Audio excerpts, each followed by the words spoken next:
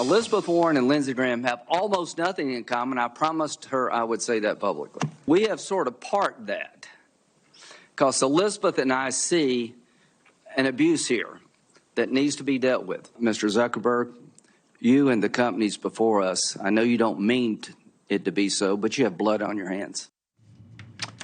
Welcome back to the Hill. That, of course, the South Carolina Senator Lindsey Graham, the ranking member of the Judiciary Committee. Now, that committee earlier today held an emotional hearing with the CEOs of 5 of the biggest tech companies in the world, social media companies. The executives grilled over concerns that they are not doing enough to protect teenagers and young children online. Now, the hearing was in front of a packed house, including several parents showing photos of their children who were affected by this issue. A powerful backdrop while senators scolded the CEOs for their lack of action. Some of these parents you can see holding up the pictures of their children who lost their lives. There was also a moment in which Senator Josh Hawley pushed Meta CEO Mark Zuckerberg to apologize to those very families. Would you like now to apologize to the victims who have been harmed by your product? Show them the pictures. Would you like to apologize for what you've done to these good people? I'm sorry for everything that you've all terrible, knowing that to go through the things that your families have suffered. That, the Meta CEO earlier today. A heart-wrenching scene when you see the pictures, when you hear Mark Zuckerberg there. What do you see? What do you hear from him? Do you remember what Google, now Meta's corporate motto was? When they first started, has been Facebook or Google? I'm sorry, he's Facebook. Yeah. Okay, I'm sorry. He's I lose track because Google's alphabet. I'm sorry. It was it was the other ones. Don't be evil. And that's what they've turned into, right? Listen, it's very powerful stuff. You have to give them credit. People will parse the language. When you apologize to people, you don't apologize for what's happened to them. You apologize for what you have done. You don't say, I'm sorry you've had to go through this. You say, I'm sorry for what I have done. Again, to be parsing that out. But I think, generally speaking, it's a pretty powerful moment. Yeah, I mean, I think, too, like these are tough issues to solve. I mean, like, the social media companies can and should do more, and I think there's legislation out there, and I hope those pieces of legislation get just as much airtime. But also, too, this is a law enforcement problem, too. Like, our law enforcements are dramatically underfunded. They don't have the tech capability to help prosecute. So even if these social media companies are turning over, like, suspected people who are, using it to abuse children, sometimes nothing happens because the law enforcement, especially local ones, don't have the capability to do this. And so I think this is also a law enforcement funding issue.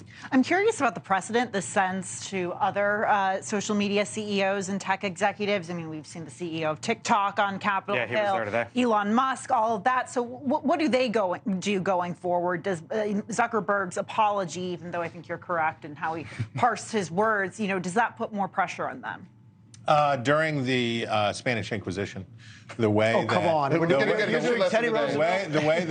that you got yourself a swift and merciful death was by an auto-de-fe, an act of faith, an expression of faith. You had to say, yes, I am a converso. I have changed my mind. Watching Josh Hawley, this Elmer Gantry figure berating, you will stand up and you will apologize to those people. Legislate something. Yeah. Pass a law. Don't drag these people in here so that you can get the clip that you want. I made him do it. Well, it doesn't count if you make him do it. Hold that thought, because the soundbite that really caught my attention along those lines was this one right here.